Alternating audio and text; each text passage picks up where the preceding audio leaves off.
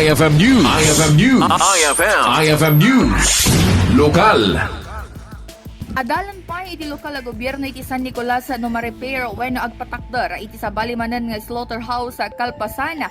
Saan Pasado iti National Meat Inspection Service when Nmis qualification tinaipasda kabaro iti Barangay 6. Sagon kan Mayor Bingbong Bunuan na i-turn over daytoy a proyekto iti maudi a quarter ti 2024 ngam sipo didiket saan pay pulos ana us-usara. Kinunana, ag serbi ko ti pasilidad karang iti darakkel adingwen ngam idagpakonsultar daytoy iti Nmis kat naamuan na saan Pasado karagiti kwalifikasyon.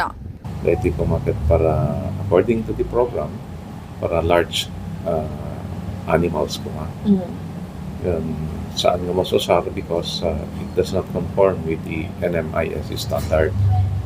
Kaya yung may pay binisita ni ako Regional Director the National Meat Inspection Service.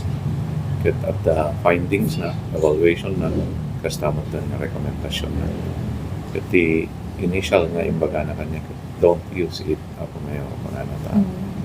Baka di delikado no dadag sakit no dadan to rumor na bacteria or whatever kung ano.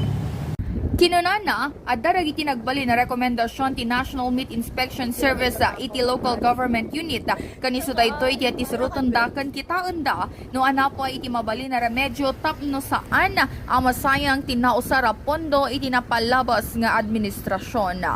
Para iti IFM News, Idol Bernadette Toledo, Tatak, IFM. IFM News. IFM News. IFM News. Lokal.